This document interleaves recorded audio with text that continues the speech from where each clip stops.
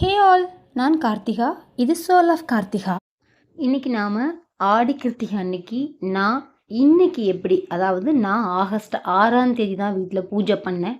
நான் எப்படி காலையில் பூஜை பண்ணேன்னு உங்கள்கிட்ட சொல்ல போகிறேன்.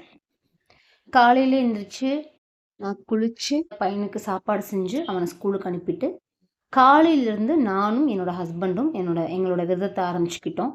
இன்றைக்கி நாங்கள் எதுவும் சாப்பிடல, விரதமாக தான் இருக்கோம். எங்கள் முருகனுக்கு நாங்கள் தண்ணி மட்டுமே குடித்து விரதம் இருந்து சாமி கும்பிடுறோம்.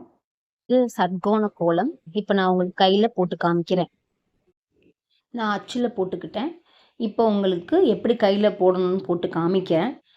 போடுறதுக்கு முன்னாடி மணப்பலகை இருந்தால் அதில் போடுங்க. அது இல்லைன்னா தரையை நல்லா ஒரு சுத்தமான துணியால் சுத்தம் பண்ணிக்கிட்டு அதுக்கப்புறமா தரையில் போடுங்க.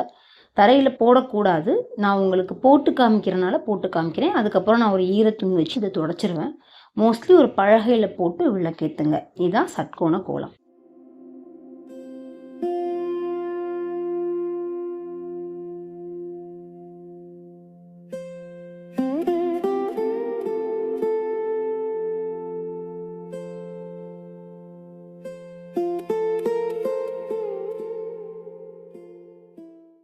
இது நான் பலகையில் போட்டு எடுத்துக்கிட்ட சட்கோண கோலம். அதுக்கப்புறம் இன்னைக்கு முருகருக்கு அபிஷேகம் பண்ணி பூஜை பண்ண போகிறேன். நான் எப்பயுமே எல்லாமே ப்ரியராக எடுத்து வச்சுப்பேன். எடுத்து வச்சு தான் அபிஷேகம் பண்ணுவேன். இன்றைக்கி நான் எடுத்துக்கிட்ட அபிஷேக பொருள் 7 பொருள். என்னென்ன அப்படின்னா, தயிர், பஞ்சாமிர்தம், என்னோட தெய்வ ஆகர்ஷண பொடி, அதில் கொஞ்சம் பன்னீர் விட்டு மிக்ஸ் பண்ணியிருக்கேன். பன்னீர், பால், உப்புதி, சந்தனம், இது எல்லாத்துலேயுமே பன்னீர் விட்டு கொஞ்சம் மிக்ஸ் பண்ணி எடுத்து வச்சுருக்கேன். பஞ்சாமிர்தம் வீட்டில் பண்ணது தான் எடுத்து வச்சுக்கிட்டேன். தண்ணி, ஏன்னா நமக்கு நிறைய தண்ணி தேவைப்படும் அபிஷேகத்துக்கு அப்போது. அதனால் தண்ணி, கற்பூர ஆரத்தி காமிக்கிறதுக்கு ரெடி பண்ணி வச்சுக்கிட்டேன். குங்குமம், மஞ்சள், சந்தனம் இருக்கிற நெய் வச்சுக்கிட்டேன். முருகரை வச்சு எங்கே அபிஷேகம் பண்ண போகிறோனோ அங்கே ஒரு கோலம் போட்டுக்கிட்டேன். அபிஷேகம்லாம் முடித்து அலங்காரம் பண்ணி முருகருக்கு வைக்க வேண்டிய நெய்வேத்தியம், சட்கோண கோலத்தில் வைக்க வேண்டிய தீபம், பூ எல்லாமே ரெடி பண்ணி வச்சுக்கிட்டேன். நான் இதில் நெய் போட்டு சட்கோண தீபத்துக்கு திரி போட்டு ரெடியாக வச்சுக்கிட்டேன். படிக்கிறதுக்கான ஸ்லோகம் வச்சுருக்கேன். ஒரு துணி, முருகரை அபிஷேகம் பண்ணிவிட்டு அவரை அழகாக தொடச்சி அவருக்கு அலங்காரம் பண்ணுறதுக்காக ஒரு துணியும் வச்சுருக்கேன். ஏன்னா ஈரத்தோடு முருகரை வைக்கக்கூடாது. அதனால் இது எல்லாமே நீங்கள் பூஜை ஆரம்பிக்கிறதுக்கு முன்னாடி ரெடி பண்ணிக்கோங்க. ஏன்னா நமக்கு மேக்ஸிமம் நல்ல நேரம் அப்படிங்கிறது 1 மணி நேரம் அந்த மாதிரி தான் இருக்கும். நம்ம அப்போ இதெல்லாம் ரெடி பண்ணிட்டு இருந்தோம் அப்படின்னா நமக்கு டைம் போயிடும். அவசரமாக பண்ணுற மாதிரி இருக்கும். பொறுமையாக பண்ணிக்கோங்க. இப்போ இது ஒரு பெரிய ட்ரே. ஆக்சுவலி நான் உங்களுக்கு ஏற்கனவே சொல்லியிருக்கேன் பூஜைக்கு பிளாஸ்டிக் பயன்படுத்தக்கூடாதுன்னு. ஆனால் இது அந்த தண்ணி கலெக்ட் பண்ணுறதுக்கு தான். நம்ம பெரிய பாத்திரம் பித்தளையில் வாங்குற அளவு எனக்கு இப்போ பட்ஜெட் இல்லை. இது நல்ல ஒரு பெரிய ட்ரே, போர்ஸ்லின் ட்ரே. ஆக்சுவலி இது பிளாஸ்டிக் கிடையாது, போர்ஸ்லின் ஒரு மெட்டீரியல் ட்ரே. இதில் நான் பிராஸ் ஸ்டாண்டு வச்சு அந்த ஸ்டாண்டுக்கு மேலே என்னுடைய சுவாமி சிலைகளை வச்சு பூஜை பண்ணுறது தான் வழக்கம். இந்த ட்ரே நான் இதுக்காகவே தனியாக வச்சுருப்பேன். இதில் வேறு எதுவுமே நான் யூஸ் பண்ண மாட்டேன். பூஜைக்குன்னு தனியாக வச்சுருக்கிறது. இப்போ இதில் ஃபுல்லாக தண்ணியெல்லாம் கலெக்ட் ஆகிடும். அது அப்படியே நம்ம கால்படாத இடத்துல கொண்டு போய் ஒரு மரத்துக்கு கீழே ஊற்றிடலாம். அதுக்காக நீங்களும், உங்களுக்கு இந்த ஐடியா பிடிச்சிருந்தா நீங்களும் இந்த ஐடியாவை நீங்கள் யூஸ் பண்ணிக்கலாம். இப்போ நான் என்னோடய முருகரை எடுத்து ப்ளேஸ் பண்ணுறேன். முருகர், அவரோட வேல், அதுக்கப்புறமா என்கிட்ட இருக்க குட்டி முருகர். நான் ஆல்ரெடி ஒரு லாங் வீடியோவில் என்னோடய குட்டி முருகர் ஸ்டோரி போட்டிருக்கேன். பார்க்காதவங்க பாருங்கள். சேனலை தயவு செஞ்சு சப்ஸ்கிரைப் பண்ணிக்கோங்க. எல்லா வீடியோவும் பார்த்து லைக் பண்ணுங்கள். உங்களுக்கு எந்த அளவுக்கு யூஸ்ஃபுல்லாக இருக்குதுன்னு சொல்லி எனக்கு கமெண்ட் பண்ணுங்கள். அப்போ தான் நான் இன்னும் என்ன பெட்டராக கொடுக்க முடியும், என்னென்ன கண்டென்ட் போடலாம் அப்படிங்கிற ஒரு யோசனை எனக்கு வரும். ஆல்ரெடி நம்ம வீடியோவில் தெய்வ ஆகர்ஷண பொடி பற்றி போட்டிருக்கேன். அந்த வீடியோவை பார்க்காதவங்க பாருங்கள். ரொம்பவே யூஸ்ஃபுல்லான வீடியோ அது. எல்லாரும் வீட்டில் அந்த பொடியை செஞ்சு பயன்படுத்தணும். அதனால் கண்டிப்பாக பாருங்கள். இப்போ நான் வேலை எல்லாத்தையும் எடுத்து ரெடி பண்ணி வச்சுக்கிறேன். என்னோடய முருகர் இப்போ ரெடி ஆகிட்டாங்க. அவங்களுக்கு நான் அபிஷேகம் பண்ணி இந்த பூஜையை ஆரம்பிக்க போகிறேன்.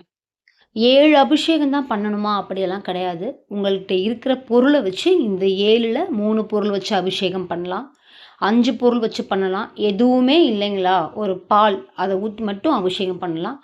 இல்லைன்னா வெறும் தண்ணி ஊற்றி முருகருக்கு நீங்கள் அபிஷேகம் பண்ணலாம். நீங்கள் என்ன பண்ணாலும் முருகர் ஏற்றுப்பார். எல்லாரோட வீட்லையுமே கண்டிப்பாக திருநூறு இருக்கும், பால் இருக்கும், தண்ணி இருக்கும். அதை வச்சு நீங்கள் அபிஷேகம் சிம்பிளாக கூட பண்ணிக்கலாம். எதுவுமே பெருசாக பண்ணணும் அப்படிங்கிறதெல்லாம் கிடையாது. நான் இன்றைக்கி ரொம்ப ஸ்பெஷல் டே முருகருக்கு. இன்னைக்கு நான் அவருக்காகவே இன்னைக்கு நான் வந்து விரதமா இருக்கிறனால, எனக்கு ஒரு நிம்மதி. அவரை இப்படியெல்லாம் பூஜை பண்ணி சாமி கும்பிடும்போது எனக்கு ஒரு சந்தோஷம், எனக்கு ஒரு வைப். அதனால வந்து நான் இப்படி கும்பிடுறேன். இத பார்த்துட்டு நீங்க யாரும் ஃபீல் பண்ணாதீங்க. உங்க முருகர நீங்க மனசால, உங்களோட இஷ்ட தெய்வம் யாரா இருந்தாலும், உங்களோட உண்மையான மனசால சாமி கும்பிட்டாலே அவங்க அத ஏத்துப்பாங்க. நான் எல்லா வீடியோலயும் சொல்றது தான். உங்களுக்கு புடிச்ச மாதிரி, உங்களால முடிஞ்ச மாதிரி கடவுள கும்பிடுங்க. இப்ப நான் ஒரு அபிஷேகம் பண்ணும்போதும், அந்தந்த பொருள் எதுக்கானது அப்படிங்கிறத நான் ஒரு அபிஷேகத்தின் போதும் சொல்றேன். இப்ப நாம அபிஷேகத்த ஆரம்பிக்கலாம். இன்றைக்கு அதாவது ஆகஸ்ட் 6ஆம் தேதி பூஜை பண்றவங்க, காலையில நான் 10:45 to 11:45 நல்ல நேரத்தில ஆரம்பிச்சுக்கிட்டேன். சாயங்காலமும் நல்ல நேரம் பார்த்து நான் சாமி கும்பிடுவேன். ஆனா, அத நான் வீடியோ எடுக்க முடியாது. ஏன்னா, நான் காலையிலேயே எடுத்துட்டனால திருப்பி ஈவினிங் எடுக்கல. ஈவினிங் இதே மாதிரி அபிஷேகம் பண்ண மாட்டேன். பூ எல்லாமே அதே தான் இருக்கும். சட்கோண கோலத்தில தீபம் மட்டும் ஏத்தி திருப்பியும் ஸ்லோகங்கள் படிச்சு நான் முருகர வழிபடுவேன். வாங்க, இப்ப நாம பூஜைக்குள்ள போகலாம். முதல்ல நீங்க விநாயகர் துதி சொல்லி அவர வழிபட்டு, அவருக்கு 2 பூவ போட்டு சாத்திட்டு, உங்க அபிஷேகத்த ஆரம்பிங்க. முதல்ல நீர் தான் விட்டுக்கணும். நீர் விட்டு முருகரை கொஞ்சம் சுத்தம் பண்ணிட்டு, நீர் விடுறதுக்கு முன்னாடி கொஞ்சம் சந்தனமும், குங்குமம் மட்டும் வச்சுக்கோங்க. ஏன்னா வெறுமனே இருக்க வேணாம். அதுக்கப்புறம் நீர் விட்டு அபிஷேகம் பண்ணிட்டு, நான் இன்னைக்கு முதல்ல என்ன அபிஷேக பொடி ஆரம்பிக்கிறேன்னா, மஞ்சள் இருந்தா மஞ்சள் கலந்து ஊத்திக்கோங்க. நான் தெய்வ ஆகர்ஷண பொடி வச்சிருக்கேன். அத பன்னீர்ல குழச்சு, அந்த பொடிய முதல் அபிஷேகமா பண்றேன். ஓம் சரவண பவ. இந்த பொடினால அபிஷேகம் பண்றனால என்ன பலன் அப்படின்னா, தெய்வத்தோட அருள் முழுமையா கிடைக்கும். ஏன்னா இதுல நம்ம நவமங்கல பொருட்கள் சேர்த்திருக்கோம். அடுத்து அதிர்ஷ்டம் உண்டாகும். நேர்மறை ஆற்றல். முக்கியமா இந்த பொடி வந்து நேர்மறை ஆற்றலை கொண்டு வரும். எதிர்மறையை எடுத்துட்டு நேர்மறை ஆற்றலை நம்ம கிட்ட ஈர்த்து கொண்டு வரும். அதுக்கான பொருள் தான் இதுல நம்ம சேர்த்திருக்கோம் நிறையா. அதனால நேர்மறை ஆற்றல் கிடைக்கும். அதான் இந்த தெய்வ ஆகர்ஷண பொடி. உங்ககிட்ட தெய்வ ஆகர்ஷண பொடி இல்லை, உங்களுக்கு நான் வீடியோ போட்டிருக்கேன், உங்களுக்கு பண்ண தெரிலனா நீங்கள் நாட்டு மருந்து கடைகளில் வந்து தீர்த்த பொடின்னு கிடைக்கும், அது கூட நீங்கள் யூஸ் பண்ணிக்கலாம். அபிஷேகம் பண்ணிட்டு பூ போட்டு பொட்டு வச்சு எல்லாம் பண்ணி இப்போ நீங்கள் தூபம் காமிக்கணும். அதாவது சூடம் வச்சு காமிக்கிறதோ இல்லை ஒரு விளக்கில் சின்ன திரி வச்சு சாமிக்கு மணி அடித்து தூபம் காமிக்கணும். இது நீங்கள் காமிச்சதுக்கு அப்புறமா முருகரை நல்லா உங்கள் மனசில் நினச்சி வேண்டிக்கோங்க. நீங்கள் கேட்டபடி கிடைக்கணும் அப்படின்னு சொல்லி நீங்கள் முருகரை வேண்டிக்கோங்க. அதுக்கப்புறமா தண்ணி ஊற்றி நீங்கள் ஆஸ் யூஷுவல் இந்த பூஜையை முடிச்சுக்கோங்க. இதே மாதிரி ஒரு பொருள் வச்சும் நான் இப்போ அபிஷேகம் பண்ணுறேன், நீங்கள் பாருங்கள்.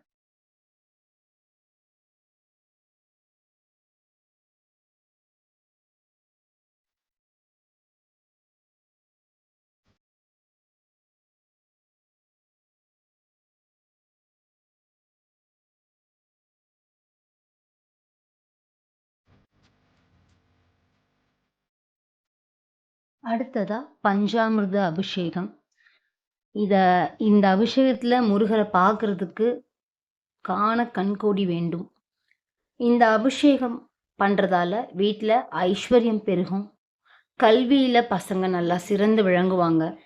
தொழில்ல முன்னேற்றம் இருக்கும். ஆரோக்கியம், நினைத்த காரியங்கள் வெற்றி பெறும் என நம்பப்படுது. ஸோ பஞ்சாமிர்தம்ங்கிறது முருகனுக்கு ரொம்பவே பிடித்த பொருள், நம்ம எல்லாருக்கும் தெரியும். அதனால இப்போ நான் பஞ்சாமிர்தத்தில் அபிஷேகம் செஞ்சுருக்கேன்.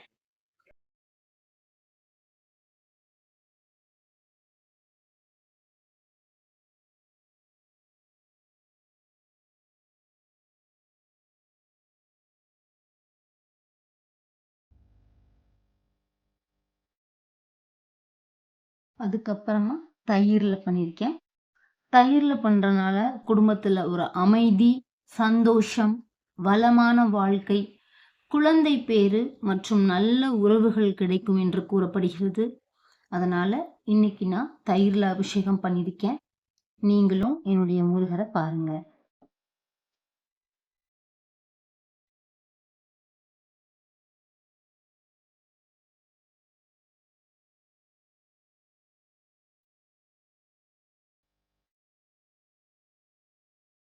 அடுத்ததா சந்தன அபிஷேகம். சந்தன அபிஷேகம் மன அமைதியை கொடுக்கும், சந்தனம்ங்கிறது ஒரு குளிர்ச்சியான மூலிகை. நம்மளோட கோபம் குறையும் இதில் நம்ம அபிஷேகம் பண்ணுறனால. ரொம்ப உடலும் மனமும் குளிர்ச்சியா இருக்கும். ஞானம் மற்றும் ஆன்மீக முன்னேற்றம் கிடைக்கும். ஸோ இந்த சந்தனம் அப்படிங்கிற ஒரு மூலிகைக்கு இத்தனை பலன்கள் கொடுக்கக்கூடிய அபார சக்தி இருக்கு. இப்போ நீங்க பார்த்துட்டு இருக்கிறது என்னுடைய முருகரோட சந்தன அபிஷேகம். என் முருகர் யாருக்கெல்லாம் பிடிச்சிருக்குன்னு கமெண்ட்ல சொல்லுங்க. அடுத்து நீங்க பார்க்க போறது திருநீறு அபிஷேகம், விபூதி அபிஷேகம். பாவ நிவர்த்தி கிடைக்கும், தீய சக்திகள் விலகிரும், உடல் ஆரோக்கியம், சிவன் மற்றும் முருகன் அருள் பெருகுதல். சிவன் மற்றும் முருகன் 2 பேரோட அருளுமே இந்த விபூதி அபிஷேகத்தால் நமக்கு கிடைக்கும். ஒரு அபிஷேகங்களும் கோயில்ல பண்றாங்க அப்படின்னா சும்மா இல்லைங்க. அதே பலன் நீங்க வீட்டுல பண்ணும்போதும் கிடைக்கும். இப்ப நீங்க பாக்குறது விபூதி அபிஷேகம். அடுத்து நீங்க பார்க்க போறது பால் அபிஷேகம். மிகவும் சிறந்த பொருள், சிறந்த அபிஷேக பொருள் பால். ஆயுள், ஆரோக்கியம், செல்வ வளம், குடும்ப ஒற்றுமை, மன தூய்மை கிடைக்கும் இந்த அபிஷேகம் நீங்க பண்றனால. இப்ப நீங்க பாக்குறது பால் அபிஷேகம். நீங்க இப்போ கடைசியா பார்க்க போறது பன்னீர் அபிஷேகம், அதாவது ரோஜா நீர். இதுல பண்றனால நமக்கு மன மகிழ்ச்சி, வீட்டுல வந்து நல்ல சுபிக்ஷம், தெய்வத்தோட அருள், நல்ல எண்ணம், இது எல்லாமே இருக்கும். ரொம்ப ஹாப்பினஸ்ஸாக இருக்கும் வீடு அப்படின்னு சொல்கிறாங்க. அதோட நறுமணமே ரொம்ப ப்ளசண்ட்டாக இருக்கும் இல்லையா, அதனால சொல்கிறாங்க. இந்த மாதிரி நம்ம அபிஷேகம் பண்ணுற ஒரு பொருளுக்கும் ஒரு பலன் இருக்குது. அதை தெரிஞ்சுக்கிட்டு நீங்கள் அபிஷேகம் பண்ணுறது ரொம்ப நல்லது.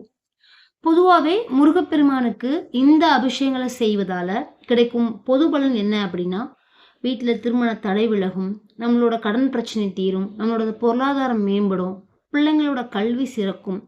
இந்த மாதிரி மன மகிழ்ச்சி, ஒற்றுமை, இந்த மாதிரி நிறைய விஷயங்கள் இருக்கு. அபிஷேகம் பண்ணும்போது ஓம் சரவணபவ அப்படின்னு சொல்லிக்கிட்டே பண்ணுங்க. அது ஒரு மாதிரி ஆனந்தமா இருக்கும்.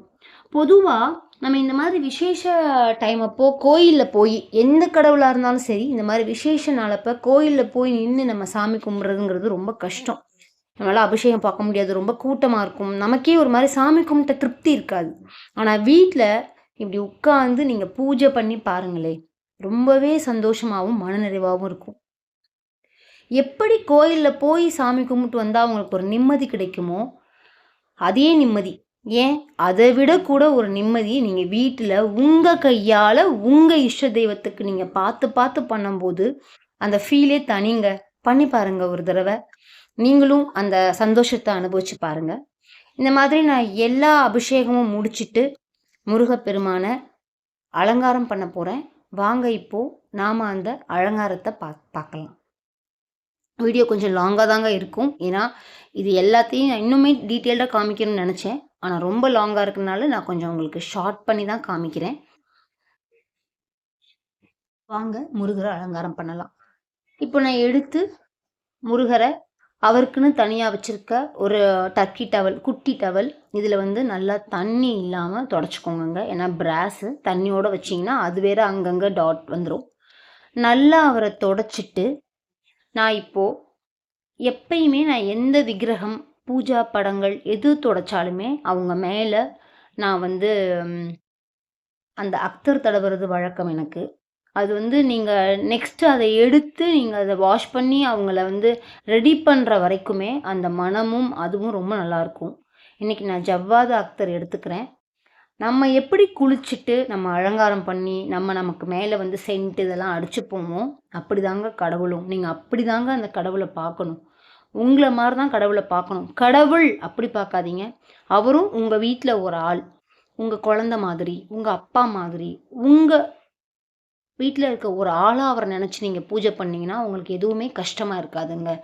நம்ம வீட்டில் இருக்கவங்க நம்ம நல்லா இருந்தால் எல்லாமே நல்லா பண்ணுவோம். நமக்கு உடல்நிலை சரியில்லைன்னா நம்மளால் என்ன முடியுமோ அதான் பண்ணுவோம் இல்லையா, அவங்க அதை அக்செப்ட் பண்ணிக்குவாங்க. அதே மாதிரி நீங்கள் கடவுளை நினச்சிங்கன்னா பூஜை ரொம்ப எளிமையாக இருக்கும். நீங்கள் ரொம்ப உங்களை ஸ்ட்ரெஸ் பண்ணிக்காதீங்க, இதெல்லாம் பண்ணணும் அதெல்லாம் பண்ணணும், இப்படி பண்ண தான் கடவுள் வருவார், அப்படியெல்லாம் இல்லை.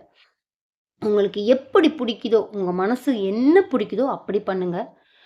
கடவுள் உங்ககிட்ட கண்டிப்பாக இருப்பார். நல்ல மனசோடு இருங்க, யாருக்கும் கெடுதல் நினைக்காதீங்க, நல்ல எண்ணத்தோடு இருங்க, உண்மையாக இருங்க, கண்டிப்பாக கடவுள் உங்ககிட்ட இருப்பார். நான் இப்போ என்னோடய முருகரை அழகாக அவருக்கு சென்டெல்லாம் பூசி, அவருக்கு பொட்டு எல்லாம் வச்சு குங்குமம் வச்சு அவரை ரெடி பண்ணிக்கிறேன்.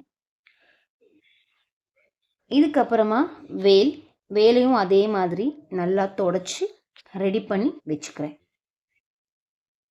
ஈரம் இல்லாமல் பார்த்துக்கோங்க. ஏன்னா ஈரம் இருந்துச்சு அப்படின்னா கொஞ்சம் கஷ்டம். அந்த பிராஸ் வந்து ரொம்ப கருப்பு கருப்பாயிடும். வேலுக்கும் நான் அதே மாதிரி அக்தர் தடவி பூ வச்சு ரெடி பண்ணிக்கிறேன். அதுக்கப்புறம் என்னோட குட்டி முருகர். இந்த முருகரோட கதை தெரியலனா நம்மளோட சேனலில் நான் வீடியோ போட்டிருக்கேன். இந்த முருகர் எப்படி எனக்கு வந்தாருன்னு. என்னோட ரொம்ப ரொம்ப லக்கி சாமுங்க இவர். இவரை வந்து அலங்காரம் பண்ணிக்கிறேன். அதே மாதிரி அவருக்கு வந்து வாசனை திரவியம் தடவி பொட்டு எல்லாம் வச்சு இவரையும் க்யூட்டாக ரெடி பண்ணிக்கிறேன். அவங்கள எப்பயும் இருக்கிற மேடையில் வச்சுருக்கேன். அரிசி வச்சுக்கோங்க. நான் ஆல்ரெடி ஏற்கனவே வெற்றிலை தீபம் இதிலே சொல்லியிருப்பேன். எந்த சுவாமி சிலைகள் வச்சாலும் விளக்கு வச்சாலும் அரிசி இல்லைன்னா அக்ஷதை. அரிசிங்கிறது பச்சை அரிசி, புழுங்கல் அரிசி கிடையாது. அக்ஷதை வச்சுக்கோங்க. ஏன்னா இதை அவங்களுக்கு நம்ம சாப்பாடு கொடுக்கறதுக்கு சமம் அப்படின்னு சொல்கிறாங்க. அதனால் இது செண்பகப்பூ. இது என்னோடய வீட்டில் பூத்த பூ. இந்த செடி நான் பூஜைக்காகவே வச்சு பல வருடங்களாக அதை பாதுகாத்து அதை நான் இன்றைக்கி பூக்க வச்சுருக்கேன். இன்றைக்கி நல்லாவே பூக்குது. அதுக்கப்புறம் பன்னீர் ரோஜா போட்டு என்னோடய முருகனை நான் வந்து அலங்காரம் பண்ண ஸ்டார்ட் பண்ணிட்டேன். உங்ககிட்ட என்னென்ன பொருள் இருக்கோ, என்னென்ன பூ இருக்கோ அதை வச்சு நீங்கள் எப்படி அலங்காரம் பண்ணணுமோ உங்கள் முருகரை நீங்கள் பண்ணிக்கோங்க. எப்படி நீங்கள் உங்கள் குழந்தைக்கு அலங்காரம் பண்ணுவீங்க அந்த மாதிரி நினச்சி பண்ணுங்கள்.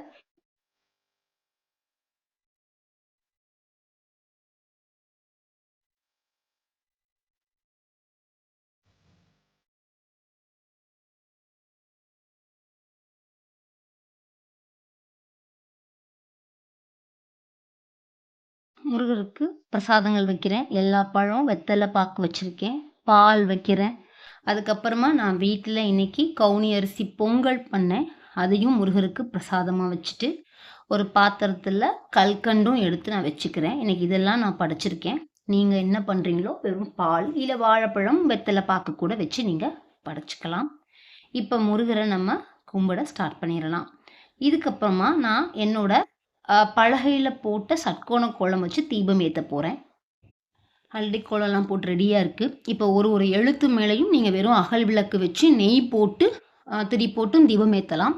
நான் இன்றைக்கி அது வெத்தலை தீபமாகவும் அப்படியே ஏற்றிடலான்னு சொல்லிட்டு வெத்தலை வச்சு அது மேலே ஒரு அகல் வச்சு தீபம் போட்டுக்கிறேன். இந்த தீபத்தை நான் சாயங்காலமும் ஏற்றுவேன். ஏற்றி முடிச்சு தான் 6:30 மணிக்கு மேலே என்னோடய விரதத்தை நான் முடிச்சுக்குவேன்.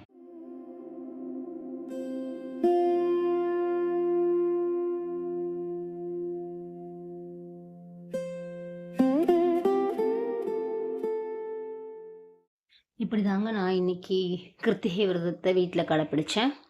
இப்படியே ஒரு பொழுதாக இருந்துட்டு சாயங்காலமும் கோலம் ஏற்றி மாலை 6:18க்கு கிருத்திகை நட்சத்திரம் வந்த உடனே என்னோடய விரதத்தை ஒரு 7 மணி போல் முடிச்சுட்டு சாமிக்கு திருப்பியும் வைக்கிற பிரசாதம் இல்லை காலையில் வச்ச பிரசாதத்தை சாப்பிட்டு எங்களோட விரதத்தை நாங்கள் முடிச்சிருவோம். நீங்களும் உங்கள் வீட்டில் இந்த மாதிரி முருகரை சிம்பிளாக கூட கும்பிடுங்க. ஆனால் கும்பிடுங்க. நான் அடிக்கடி சொல்கிற மாதிரி. கண்டிப்பாக இந்த பதிவு உங்களுக்கு பிடிச்சிருக்குன்னு நினைக்கிறேன். அனைவருக்கும் என்னுடைய முருகர் அருள் கிடைக்கட்டும். மீண்டும் அடுத்த பதிவில் சந்திக்கலாம். நன்றி.